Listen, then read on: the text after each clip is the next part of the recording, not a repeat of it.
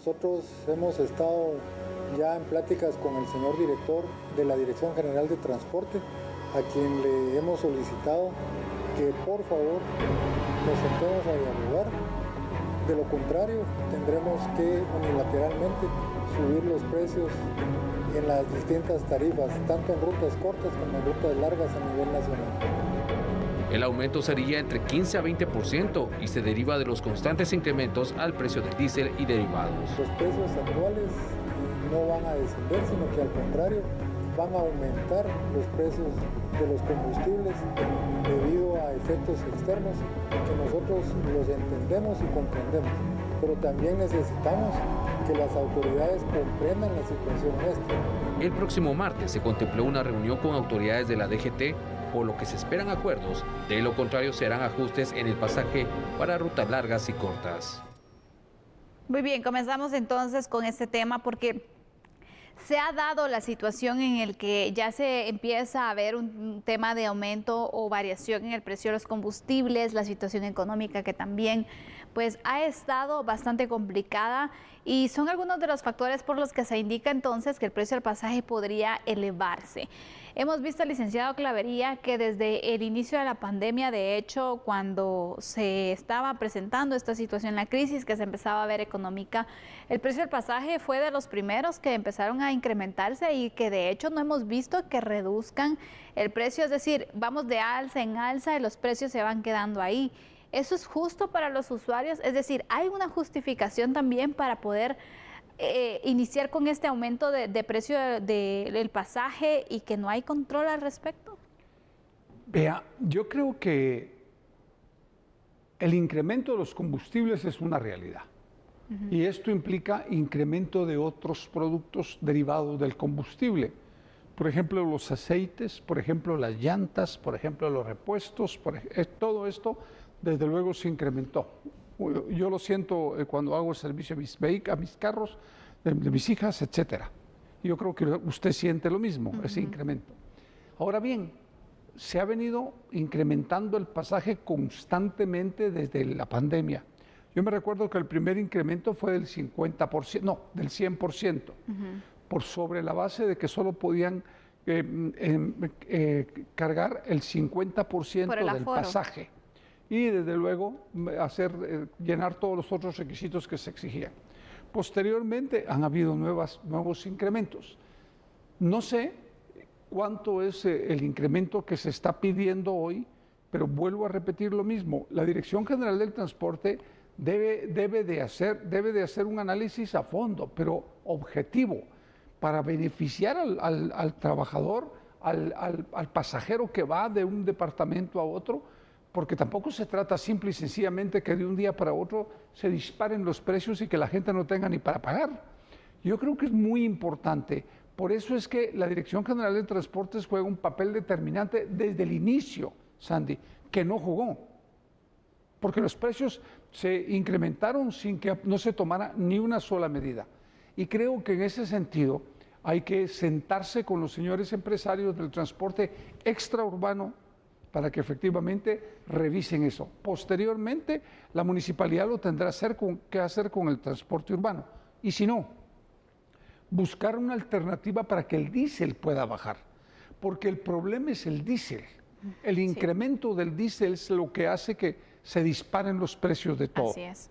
Pero, licenciado Clavería, en el tema del diésel se han dado subsidios en varias ocasiones. De hecho, en ocasiones se ha dado el subsidio para los combustibles, pero el que se ha mantenido durante más tiempo ha sido el subsidio al diésel. Y una de las quejas también de los usuarios es, bueno, se tuvo esta ayuda para el tema del diésel, que en teoría venía a ayudar también, no solamente el traslado de mercaderías, sino el transporte público, pero los precios del pasaje seguían estando igual. Entonces, sirvió para los transportistas, pero para el usuario no se vio tanto la disminución, según los reportes y las quejas que también se hacen de las personas que todos los días utilizan este medio de transporte. Yo estoy de acuerdo, por eso le digo, creo que se tiene que hacer poner una mesa técnica para determinar qué es lo que está sucediendo. Porque yo nunca estuve de acuerdo con el subsidio al diésel. Yo creo que lo que se debió haber hecho es bajar el impuesto directo a los combustibles para que efectivamente le pudiera bajar el impuesto que se cobra por cada galón. Los expertos en esta materia dicen que si usted baja eso más el IVA, usted va a economizarle a los guatemaltecos en términos generales 4 quetzales por galón. Esto sí es una ayuda porque se puede mantener constante.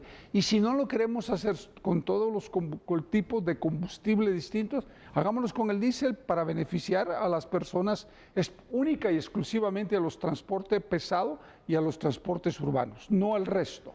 Así es.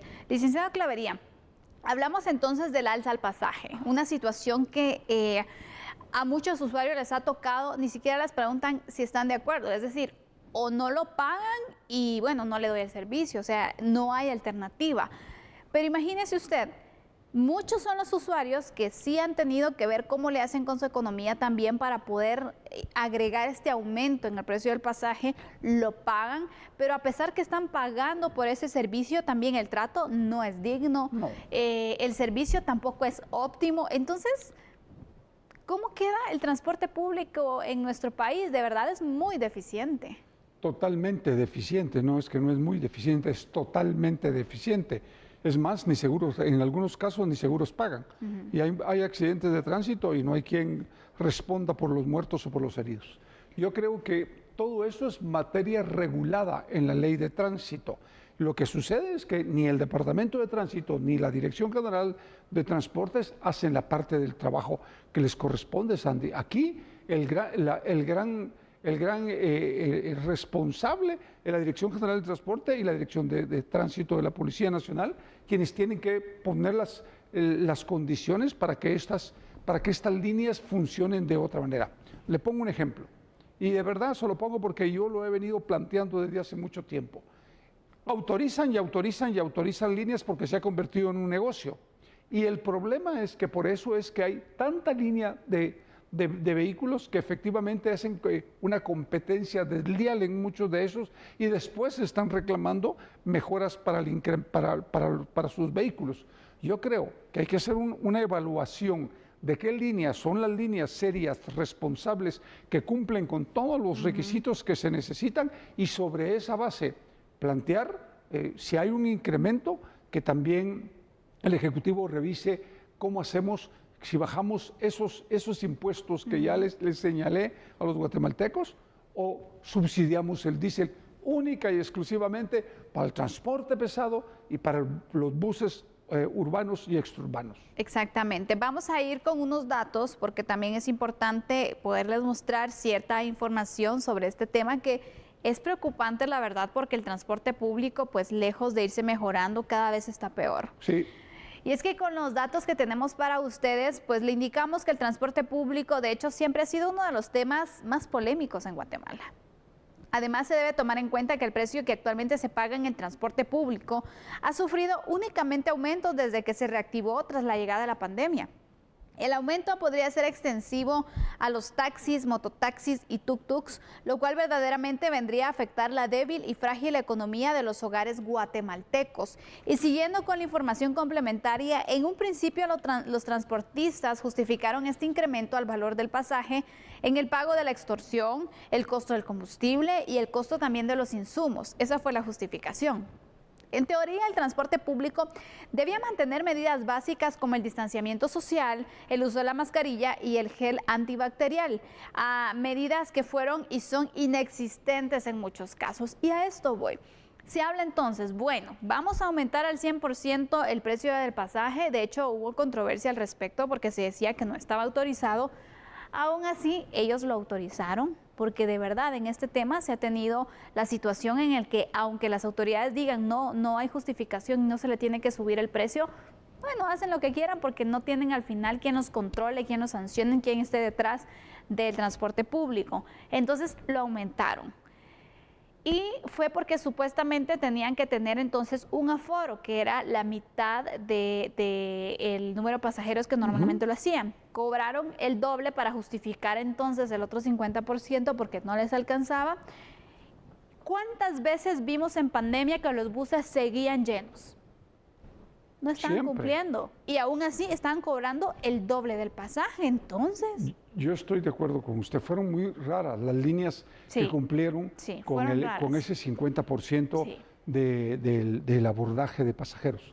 Yo sí creo que efectivamente hay que hacer una revisión a fondo, porque la verdad es que se incrementó en el 100%.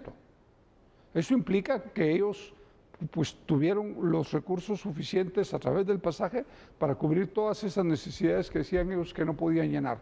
Hoy las condiciones son otras, desde luego, el incremento de los combustibles es una realidad, pero yo insisto, el Ejecutivo tiene que hacer lo posible por bajar esos impuestos, porque la crisis ya se nos vino encima. Ya se nos vino encima, cuando uno revisa las estadísticas, la crisis ya la tenemos encima y el problema es que el transporte afecta la alimentación y los servicios. Por lo tanto, es muy importante revisar qué hacemos para bajar el diésel. Para mí esa es la clave. Eso permitiría que efectivamente la canasta básica y la canasta básica ampliada no se dispare mucho más de lo que ya está y que la gente pueda y tenga el dinero para pagar su pasaje de cualquier pueblo para acá. Así es.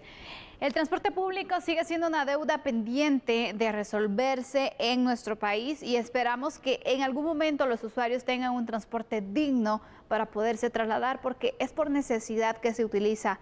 No es por lujo, no es porque tengan otra opción, sino que es una necesidad y merecen un trato digno también. Vamos cerrando entonces con nuestro primer análisis. Haremos una pausa en este momento, pero cuando regresemos hablaremos del caso La Línea, un caso que lleva años y que está próximo a concluirse. Ya volvemos.